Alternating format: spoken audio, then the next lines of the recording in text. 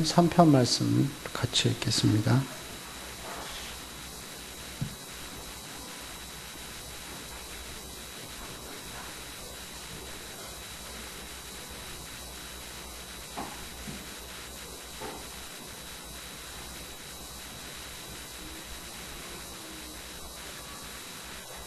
시편 3편 제가 먼저 읽고 우리 여러분이 한 절 읽고 마지막 절은 같이 읽겠습니다. 여호와여 나의 대적이 어찌 그리 많은지요 일어나 나를 치는 자가 많으니이다.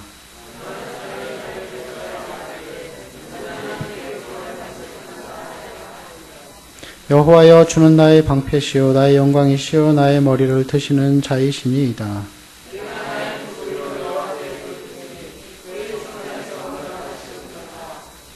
내가 누워 자고 깨었으니 여호와께서 나를 붙드심이로다.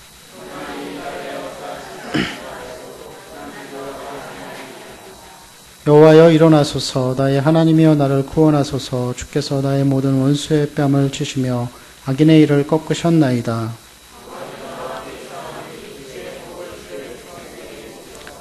아멘. 신약에서 보면은 그리스도인의 신분과 위치에 대해서 군사라고 많이 표현하고 있습니다.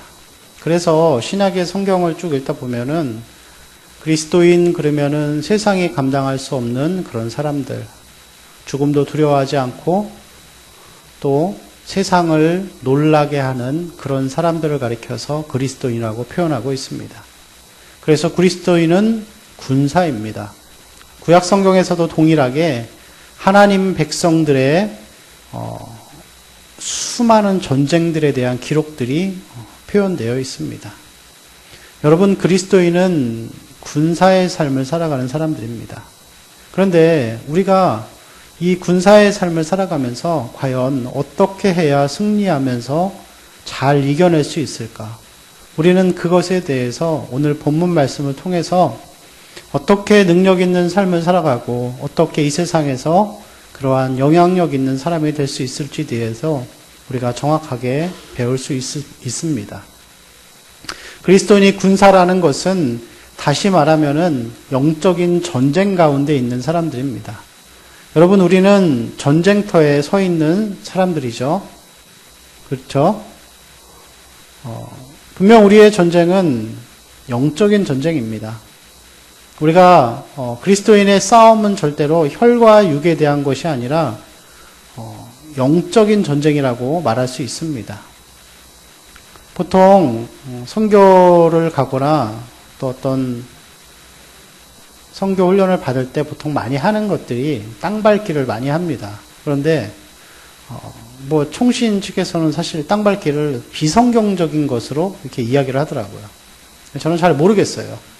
근데 아무튼 그런 부분도 있습니다. 제가 그 선교회에서 훈련을 받을 때 한 3년 정도 그렇게 훈련을 받은 적이 있었습니다. 그런데 그 선교회가 그 사랑의 교회 안에 속해 있는 그런 선교단체였는데 거기서 항상 그 선교단체 우리 목사님께서 항상 자랑하시던 부분 중에 하나가 뭐냐면은 여러분 서울의 강남역 있는 그 서초동 거리를 혹시 아시는지 모르겠는데 그 사랑의 그 교회로 가는 그 강남역 거리 거기가 지금은 서초동 무슨 젊은이의 광장 그렇게 부르더라고요. 그런데 거기가 예전에는 다 술집이고 그런 어떤 나이트들이 굉장히 많았던 그런 거리였습니다. 그런데 이런 우리 선교회에서 많은 기도와 또 땅 밟기와 이러한 것들을 통해서 그 지역이 정말 놀랍도록 많이 변했는데 지금의 그곳을 가보면은 사실 술집은 그렇게 많이 보이지 않고 어떤 그냥 젊은이들이 건전하게 놀 수 있는 그러한 카페나 혹은 식당이나 혹은 어떤 옷가게나 이런 것들이 많이 들어서 있는 것을 볼 수가 있습니다. 그래서 그러한 선교회들이 추구하는 영적인 전쟁은 보통 이제 그러한 어떤 우리의 기도와 말씀과 순종을 통해서 어떤 물리적인 세력들이 변하게 되어지는, 그래서 우리가 눈으로 볼 수 있는 그런 것을 우리가 보통 영적인 전쟁이라고 표현을 합니다. 물론 그것도 아니라고 절대 할 수 없습니다. 그것도 맞고, 영적인 전쟁은 분명 우리에게 필요한 것이고, 물리적으로 어떤 세력이 변하고, 가정이 변하고, 사회가 변하는 그런 모습들, 그리스도인들을 통하여서. 그런 것들이 다 영적인 전쟁이라고 할 수 있는데, 그러나 우리가 영적인 전쟁이라고 말할 때, 그것의 가장 핵심과 근본은 무엇이냐면은, 나를 통해서 세상이 변화되고, 거리가 변하기 전에, 마음의 싸움이라고 우리가 할 수 있습니다. 영적인 전쟁은 마음을 지키는 것입니다. 마음을 지키느냐 아니면 빼앗기느냐, 그것의 문제라고 할 수 있겠죠. 잠언 16장 32절 말씀에 보면은 이런 말씀이 있죠. 자기의 마음을 다스리는 자는 성을 빼앗는 자보다 분명히 낫다라고 했습니다. 여러분, 오늘도 지금 이 시대에서는 마귀가 우리를 겁주면서 우리를 올가매는 방법이 있는데, 그것은 뭐냐면 우리의 마음을 뺏어가는 거예요. 그래서 사람들의 마음을 정욕을 따라서 살아가게 만들어 간다라는 것입니다. 요즘에 문제가 많이 되는 것 중에 하나가 도박이죠, 도박. 도박에 한번 빠지면은 그 사람의 마음은, 온통 그 마음에 있는 그릇들은 도박, 돈 따는 것, 그것에 집중되어 있기 때문에 다른 것을 볼 수가 없습니다. 아니면 TV에 계속 마음을 빼앗긴 사람은 그 TV 안에서 모든 것을 다 쏟아붓기 때문에 그 소모적 열정 가운데에서 아무것도 다른 것은 할 수가 없죠. 아니, 심지어는 얼마 전에 TV를 보니까 어떤 젊은 청년이 이런 사람이 있더라고요. 24시간 동안 그 싸이월드 미니 홈피에 올인한 사람이 있어요. 그래서 24시간 내내 그 홈피만 보는 거예요. 그래서 그 사람의 마음은 오늘 내 홈피에 방문자 수가 몇 명이냐가 너무너무 중요한 거예요. 제 싸이는 일주일에 1명, 2명 들어오면 많이 들어오는데, 뭐 하루에 막 몇천 명, 몇만 명 들어오는 게 그 사람의 마음속에는 가득 차 있는 거예요. 그래서 그것의 모든 마음을 다 빼앗겨서 다른 일을 할 수가 없는 것이죠. 그것은 바로 영적인 전쟁에서 끝난 거예요. 더 이상 싸울 수 없는 것이죠. 그리고 또 한 가지는 뭐냐면은, 마귀가 우리의 영적 전쟁에서 승리하는 한 가지의 방법은 우리의 감정에 우리 마음을 휘둘리게 만드는 것이죠. 여러분, 우리가 살다 보면은, 교회 생활을 하고 또 공동체 안에서 살다 보면은 여러 가지 감정이 교체할 때가 많이 있습니다.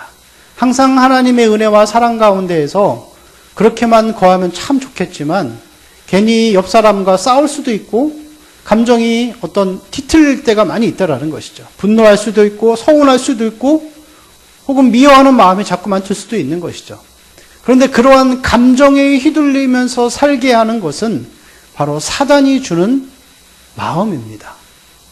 그리고 그런 마음 가운데에서 그 마음을 빼앗긴 사람은 영적인 전쟁에서 이미 패배한 것이죠. 우리가 마음이라는 것이, 그 마음을 지키는 것이 왜 그렇게 중요할까요? 그 마음은 영혼의 좌소라고 불려집니다. 마음은 우리의 모든 행동과 모든 것들을 통제하고 결정하는 근원과 같은 것이죠. 제가 학창시절에 차 운전을 하고 가다가 무면허로 방황을 뛰었습니다. 죄송합니다. 차가 사고가 나서 차가 뒤집혔어요. 그래서 뽑은 지 일주일 된 차를 폐차를 시켰는데, 그때 제가 이렇게 눈을 좀 다쳤습니다. 그래서 이 한쪽 눈을 그 안대 있죠. 그거를 하고서 꼬맨 다음에 안대를 하고서 눈을 깜빡깜빡 거리면 안 되니까. 그래서 일주일을 그렇게 한쪽 눈만 보면서 다닌 적이 있었어요. 근데 여러분, 그 한쪽 눈만 가지고 하나님이 눈을 두 쪽을 다 주신 이유가 있잖아요. 근데 한쪽 눈만 가지고서 일주일을 살려니까 너무 힘든 거예요. 걸어 다니면서도 초점이 안 맞아가지고 이렇게 잘 걸어갈 수도 없고, 또 공부할 수도 없고, 공부도 잘 안 했지만 공부도 잘 안 되더라고요. 그리고 계속 그 한쪽 눈으로 집중하다 보면 나중에는 그 눈이 나빠진다 그러더라고요. 그리고 눈에서는 자꾸만 눈물이 나고 그러한 어려운 가운데에서 일주일을 보낸 적이 있었습니다. 여러분, 우리가 눈으로 무엇을 본다는 것은 너무나 중요한 것이죠. 만약에 우리가 눈을 볼 수 없는 사람들이라고 생각해 보세요. 운전도 할 수 없고, TV도 볼 수 없고, 책도 볼 수 없고, 사랑하는 사람도 볼 수 없고, 맛있는 음식도 맛있는지 안 맛있는지 알 수도 없는 그런 상황 가운데에서 우리가 아주 절망적으로 살아갈 수밖에 없습니다. 그래서 우리가 눈으로 보는 것, 그것은 너무나 중요한 것인데, 이 눈으로 보는 것을 보도록, 그리고 그 보는 것을 따라서 행동하도록 만드는 모든 것은 마음에서 나오는 것입니다. 여러분의 마음에 무엇이 담겨 있는가, 우리의 마음의 그릇 안에 무엇이 가득 차 있는가가 여러분의 삶의 방향과 목적과 행동을 다 결정한다라는 것이죠. 지난주에 그 민방위 훈련을 제가 갔다 왔는데, 거기서 이제 교통안전 교육을 하더라고요. 근데 거기서 한 이야기를 들려주는데, 이 동영상과 함께 그 어떤 사람이 그 트럭을 운전하면서 막 가다가 그 버스가 확 끼어드니까 화가 난 거예요. 그래서 자기도 이제 그 욱하는 마음에 저 같은 사람인가 봐요. 그래서 확 또 자기도 껴들면서 계속 싸움이 붙었대요. 그래서 나중에는 이 트럭 기사가 너무 화가 끝까지 나가지고 차에서 버스를 세운 다음에 내려가지고 막 싸웠대요. 싸우다가 자기 할 말 다 하고 욕 다 한 다음에 출발하려고 하는데 버스 기사가 자기도 화가 났는지 그 트럭에 매달려 있는 거예요. 못 가게. 근데 이 트럭 기사가 너무너무 화가 나가지고 그냥 매단 채로 가다가 이 버스 기사가 떨어져서 죽었어요. 그러면서 이 사람이 너무 막 후회를 하는 거예요. 경찰서에서 고개도 못 들고 막 울면서 저도 제가 왜 그랬는지 모르겠어요 하면서 자기 삶을 후회하는 것이죠. 사단이 그의 마음속에 분노라는 것을 가득 차게 했기 때문에 그의 모든 행동을 결정하게 했던 것이죠. 여러분, 우리가 하나님을 예배하는 데 있어서 혹은 주님을 찬양하고 그러한 하나님 앞에 드리는 그 시간들 가운데에서 우리의 삶이 그 예배가 별로 은혜가 안 되고 기도가 잘 안 되고 말씀이 지루하고 졸립다면은 우리의 마음이 분노까지는 아니더라도 하나님의 은혜가 채워져 있지 않고 그 외에 굳어져 있는 마음으로 돌과 같은 것으로 채워져 있기 때문에 그런 행동의 현상들이 나타나는 것입니다. 우리가 마음을 지키는 것은 너무나도 중요합니다. 우리의 마음이 하나님의 은혜로 충만하게 담겨져 있으면은 우리 삶도 하나님 앞에 영광 돌리는 삶을 살아갈 수 있다는 것이죠. 그래서 사단은 우리의 마음을 자꾸만 빼앗으려고 하고 우리는 그것을 잘 인식해서 우리의 마음을 잘 지키고 은혜를 소멸시키지 않는 것이 그리스도인의 첫 번째 영적 전쟁이라고 할 수가 있을 것입니다. 우리 말씀을 한번 같이 보도록 하겠습니다. 시편 3편 1절과 2절 말씀 같이 읽겠습니다. 시작.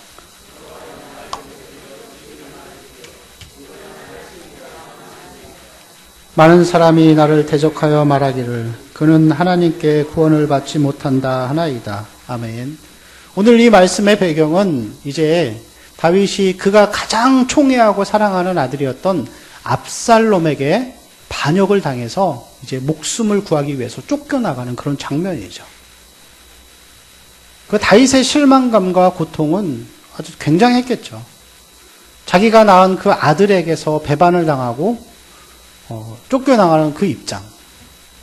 그런데 사실 오늘 말씀을 통해서 보면은 다윗에게 있어서 너무나 힘들었던 것은 외적인 상황은 아니었을 것입니다.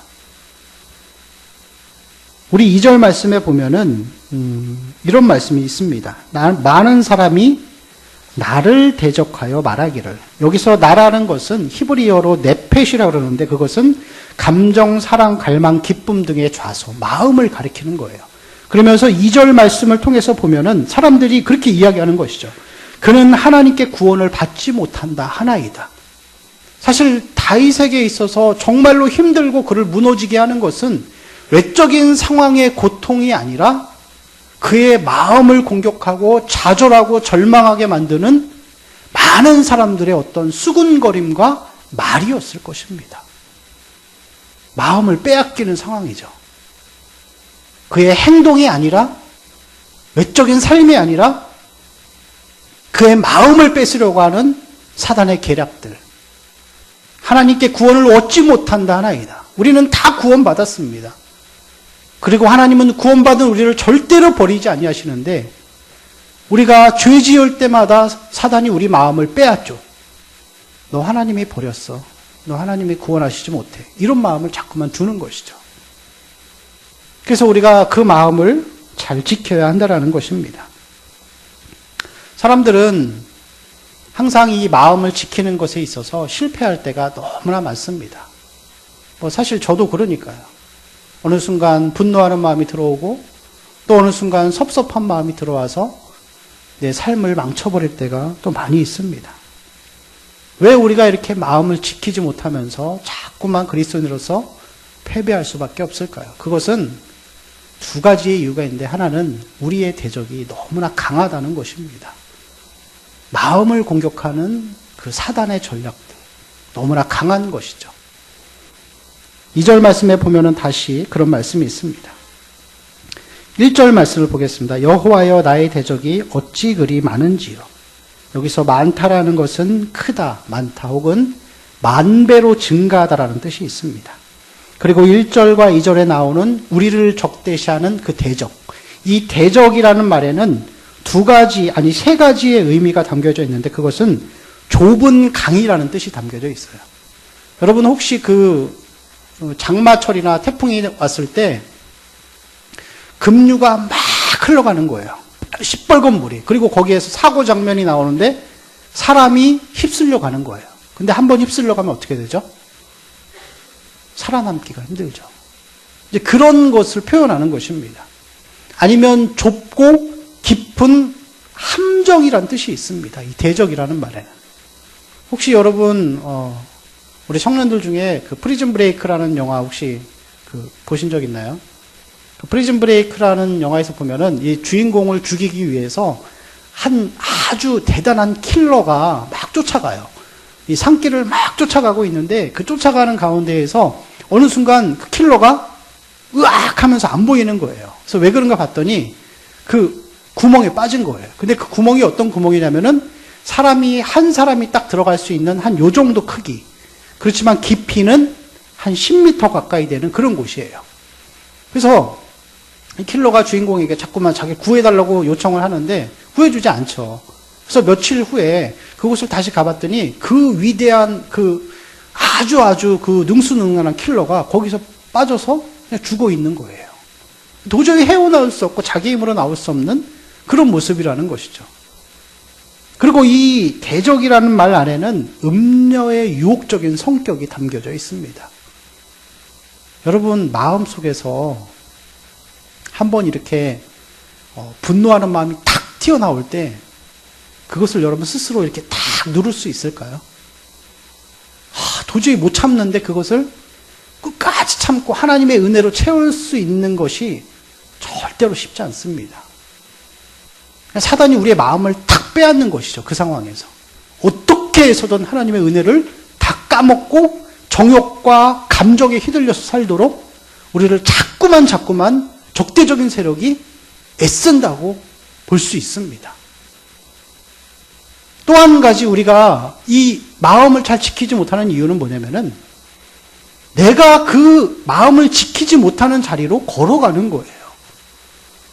나 스스로 자초한 결과라는 것이죠. 이 오늘 말씀에 다윗이 압살롬에게 그 배반을 당하게 되는 아주 근본적인 원인이 무엇이죠? 밧세바 사건 때문이죠. 다른 것이 아니죠. 그가 하나님 앞에 중대한 범죄를 지었기 때문에 그 자리로 끌려 들어간 것이라고 할 수 있습니다. 에베소서 4장 27절 말씀에 보면은 마귀에게 틈을 주지 말라고 그렇게 기록하고 있습니다. 사람들이 마음을 빼앗기는 이유는 자기가 스스로 그 자리로 걸어가는 거예요. 아니, 죄라는 거는 어떤 면에서는 이런 거예요. 죄는 그 아주 단단한 쇠줄에 묶여있는 무시무시하게 큰 도사견과 같은 것이에요. 근데 그 도사견은 여러분 어떤 특징이죠? 어떤 특징이 있냐면은 한 번 물면 놓지 않아요. 근데 이 그리스도인들이 자꾸 그 마음을 빼앗기고 놓치는 이유는 뭐냐면은 그 도사견이 그 묶여져 있는 줄 길이만큼만 가지 않으면 돼요. 근데 자꾸 물릴 수 있는 위치까지 다가간다라는 것이죠. 그 우리 스스로 다윗이 그 밧세바 사건을 통해서 그 마음을 빼앗기는 자리로 나아가는 것처럼 우리의 삶도 그럴 때가 너무나 많다라는 것이죠. 그래서 자꾸 우리의 정욕을 통해서 하나님의 은혜의 자리가 아니라 죄의 자리로 자꾸만 나아가니까 마음을 빼앗기는 거예요. 죄 짓는 자리로 나아가고 정욕의 자리로 자꾸만 나아가니까 우리의 삶이 자꾸만 어려워진다라는 것입니다. 그래서 오늘 이 시대에 많은 사람들이 마음을 지키지 못하고 자기 기분에 따라서, 자기 감정에 따라서, 자기의 정욕과 자기의 생각에 따라서 살아갈 때가 너무나도 많이 있습니다. 오늘날 이러한 시대에서 우리가 과연 어떻게 해야 승리할 수 있을까요? 어떻게 해야 우리가 마음을 잘 지키면서 하나님의 은혜 가운데 머무르면서 하나님을 전심을 다해서 찬양하고 사랑하면서 살아갈 수가 있을까요? 거기에는 두 가지의 또 답이 있습니다. 오늘 말씀을 보면은 이 시편 3편 말씀은 세 가지의 단락으로 이루어져 있습니다. 첫 번째는 1절과 2절인데 이것은 다윗이 그가 처한 고통의 상태라고 볼 수 있습니다. 그리고 3절에서 6절까지는 하나님이 어떠한 분이신가에 대해서 기록하고 있습니다. 그리고 마지막 7절에서 8절까지는 승리를 향한 다윗의 기도가 담겨져 있습니다. 우리가 이 마음을 잘 지키기 위해서 해야 될 것이 있다면 그것은 하나님이 어떤 분이신지를 기억하는 것이죠. 다시 말하면 뭐냐면은 우리가 마음을 지키려고 할 때는 자기 내면을 자꾸 돌아보면 안 되고 밖에 계신 하나님을 봐야 한다라는 것입니다. 얼마 전에 그 뉴스에서 보니까 한 번 해서 한 800만 원을 벌 수 있는 아르바이트가 있더라고요. 와, 뭔가 하고 딱 봤더니 이런 거예요. 그 한 달 동안 방에 갇혀서 사는 거예요. 그래서 전화도 없고 TV도 없고 책도 없고 아무것도 없는 거예요. 그냥 그 방 안에 딱 갇혀가지고 한 달 동안 그 사람이 어떻게 살아가느냐를 관찰하는 게 그런 아르바이트라고 하더라고요. 그런데 아주 재미난 현상이 나타나더라고요. 그 아르바이트를 하는 사람들 가운데에서 중간에 포기하는 사람들이 대부분이고 정말 끝까지 임무 수행을 다 한 사람들도 나와서는 정신병을 앓더래요. 자기 내면을 자꾸만 계속해서 쳐다보는 사람은 자기 마음을 지킬 수가 없어요. 그리고 심지어 어떤 사람은 자기하고 막 대화를 한대요. 여러분 길 가다가 자기 혼자 막 중얼거리면서 가는 그런 이상한 사람들 많이 봤죠? 그런 현상들이 나타난다는 것입니다. 그래서 우리가 우리의 마음을 잘 지키기 위해서는 하나님이 어떤 분이신지를 우리가 정확하게 알아가야 돼요. 우리 말씀 한 구절을 같이 한번 찾아보겠습니다. 야고보서 1장 17절 말씀입니다. 야고보서 1장 17절 말씀.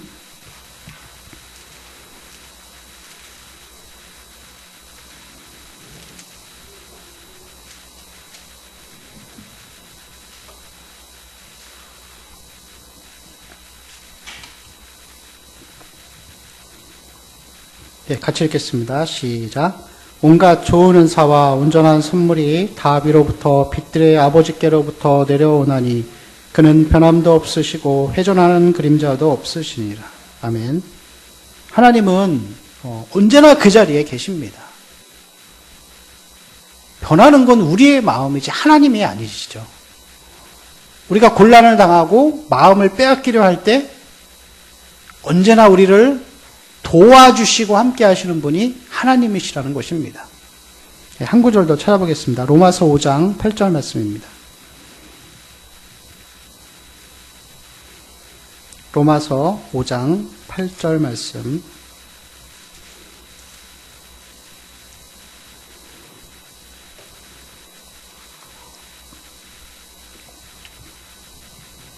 같이 읽을까요? 시작.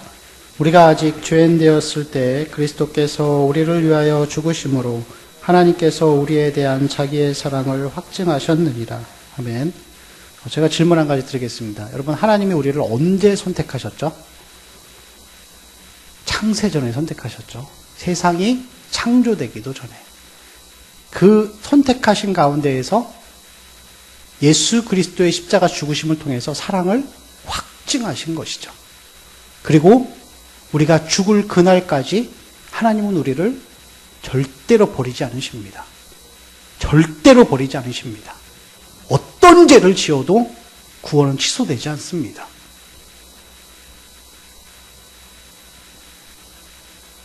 여러분, 하나님이 어떤 분이신지 여러분 아시죠?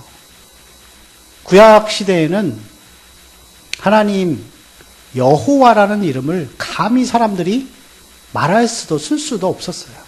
그래서 여호와라는 말 대신 아도나이로 표기했습니다. 그리고 이 성경 사본을 기록하던 사람들이 여호와라는 그 단어가 나올 때마다 목욕을 하고 옷을 새로 갈아입고 그리고 그 쓰던 붓을 부러뜨리고 새 붓으로 다시 성경을 기록했습니다.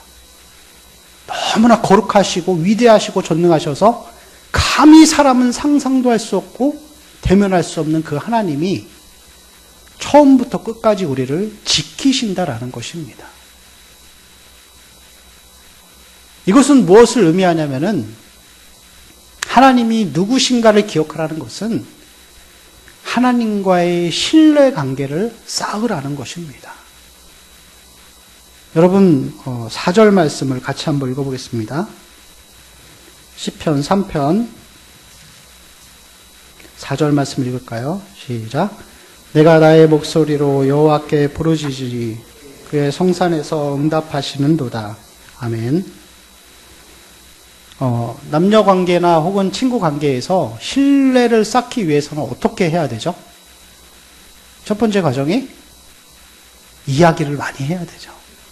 그래서 이야기를 통해서 그 사람이 어떤 사람인지를 알아가고, 과연 내가 이 사람이랑 끝까지 관계를 유지할 것인가 아니면은 그만둘 것인가를 우리가 대화를 통해서 결정할 수 있습니다. 여러분, 우리가 마음을 잘 지키는 삶을 살기 위해서는 사단에게 우리의 마음을 빼앗기지 않기 위해서는 하나님 앞에 신뢰관계를 쌓아야 하는데 그것은 하나님 앞에 대화, 기도해야 한다는 것입니다. 이 4절 말씀에 나오는 것처럼 이 마음을 빼앗기려고 하는 이 상황 가운데에서 다윗은 여호와께 부르짖었다고 했습니다. 하나님 앞에 기도한다라는 것은 하나님을 신뢰하고 나를 신뢰하지 않는다는 그것을 뜻하는 것입니다. 자기를 믿으면서 살아가는 사람은 절대로 마음을 지킬 수가 없습니다. 여러분, 의정부에서 서울 그 시내로 흘러들어가는 그 하천이 하나 있는데 중랑천이라고 합니다. 혹시 가보신 적 있으신가요? 중랑천에서 제가 의정부 살 때 낚시하러 많이 다녔었는데 그 중랑천에 가면은 물이 굉장히 깨끗해요. 굉장히 깨끗한데 그 바닥을 파보면은 온갖 그 쓰레기 오물들이 막 시꺼먼 오물들이 올라와서 순식간에 그 물을 다 시궁창물로 변하게 만들어 버립니다. 가만히 놔두면은 깨끗한데 건드리고 파버리면은 온갖 쓰레기 오물로 고기가 살 수 없는 그런 상황이 연출되죠. 우리 마음은 그런 상태입니다. 겉으로 보기에만 깨끗할 뿐이지 누가 탁 건드리면은 분노할 준비가 되어 있고 싸울 준비가 되어 있고 상처받을 준비가 되어 있는 게 우리 마음이에요.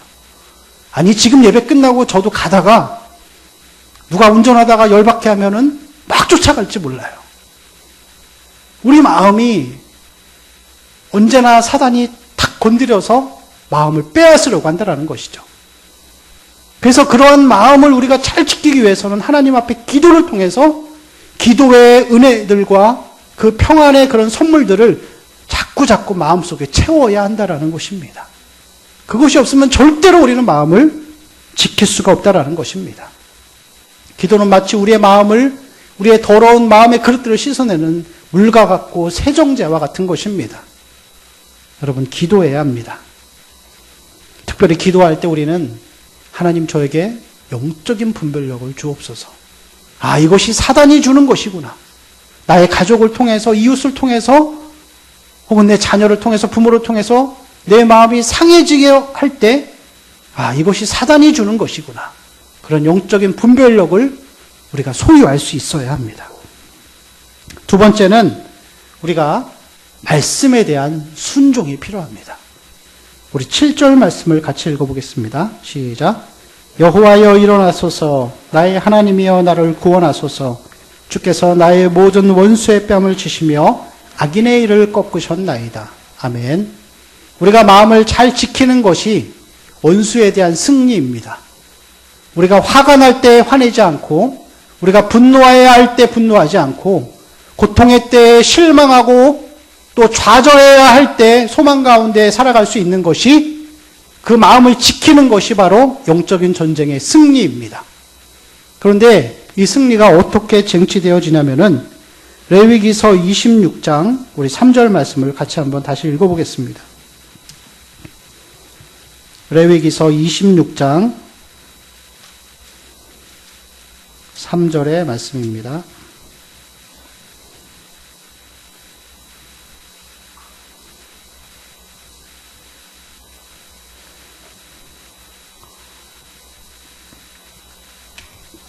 레위기서 26장 3절 말씀 읽을까요? 시작. 너희가 내 규례와 계명을 준행하면 7절 말씀이요. 너희의 원수들을 쫓으리니 그들이 너희 앞에서 칼에 엎드러질 것이라. 아멘. 우리가 하나님 앞에 순종하는, 말씀에 대한 순종하는 삶. 회개하고 또 이렇게 하라는 성경의 말씀들을 순종할 때 우리의 마음을 지킬 수가 있는 것입니다. 그래서 순종이 최고의 영적인 전쟁인 것입니다. 여러분, 마음을 잘 지키셔야 합니다. 그 마음을 지킨다는 것은 하나님의 은혜와 사랑과 평안으로 충만해서 하나님께 쉽게 집중할 수 있는 상태로 만드는 것이죠. 그래서 찬양을 해도 행복하고, 말씀을 들어도 은혜가 되고, 어떠한 상황에 처하든지 은혜를 쉽게 받을 수 있는 마음 상태를 말하는 것입니다. 그것을 사도행전에서는 순전한 마음이라고 표현하고 있습니다.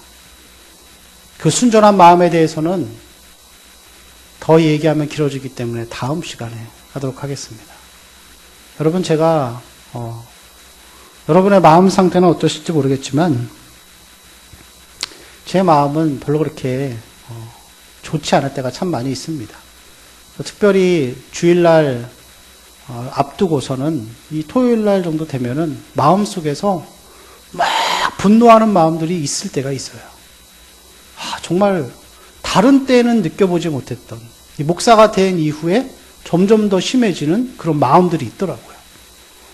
제가 언젠가 청년한테 얘기했을지 모르겠지만 작년에 우리 하율이가 아파서 병원을 급하게 새벽에 가다가 어떤 아줌마를 탁 치웠어요.